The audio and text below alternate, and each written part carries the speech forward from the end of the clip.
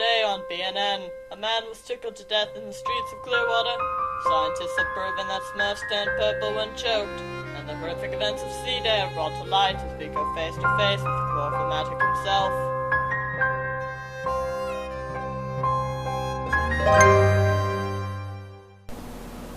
Good evening, I'm Charlotte of BNN, and tonight we bring to light the horrific events of C-Day, where several hundred students were found passed out in the hallways of their local high school. For more information, we now go live to our field correspondent, Chris Tucker. Chris? Thanks, Charlotte. We are here live at Kelly Road Secondary, where the horrific events of C-Day took place.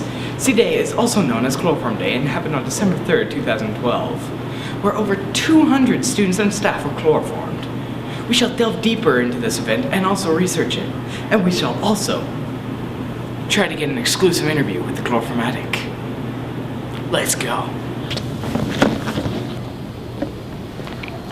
So as you can see, one or two people lying unconscious in these halls is not uncommon. You. Yes? What do you think about people lying unconscious? Well, I think that people have gotten pretty used to it by now. Happens all the time. Okay, well. So as you can see, people don't even care when one of their own goes under. So I'm here with Dr. Richard Lee. So Mr. Lee, how does this chemical work? Well, this chemical works by entering the lungs, where it is absorbed into the bloodstream, and then travels to the brain, causing a neural overload, and forces it to shut down. So it just knocks you out? Yes. Are there any other ways to knock someone out? Well, there are many ways. There are a few ways to use the chemicals without killing people, but there are many ways to utilize the brute force method. For example, if you're strong enough, you could apply sudden pressure to points of the body that would induce instant unconsciousness. Or you could just use a blunt object. So now that we know more about this horrible chemical, let's see what the principal has to say about it. So what are your takes on the events of C-Day?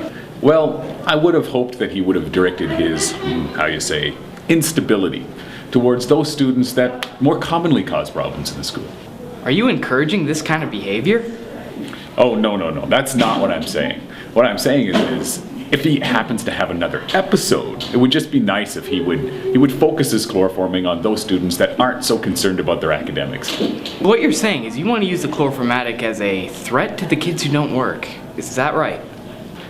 Well, yes, it would help in a variety of ways. It would help in everyday academics and in our graduation rates. So now that we have the principal side of the story, let's see if we can get the Chloriformatic side. Hey! Aren't you the doctor? No, I'm not the doctor. At all. Okay.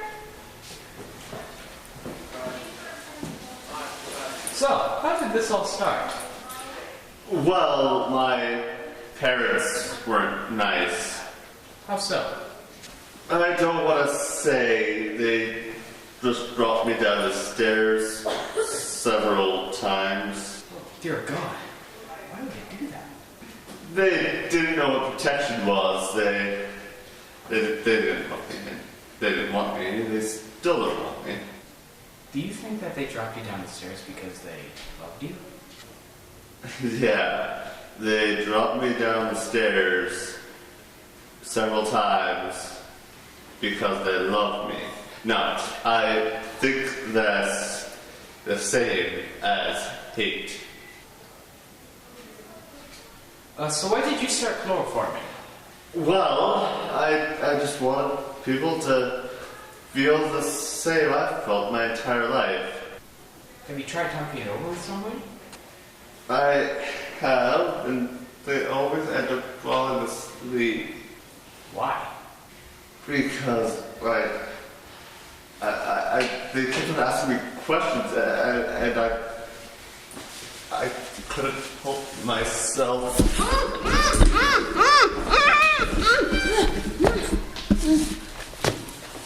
I'm sorry.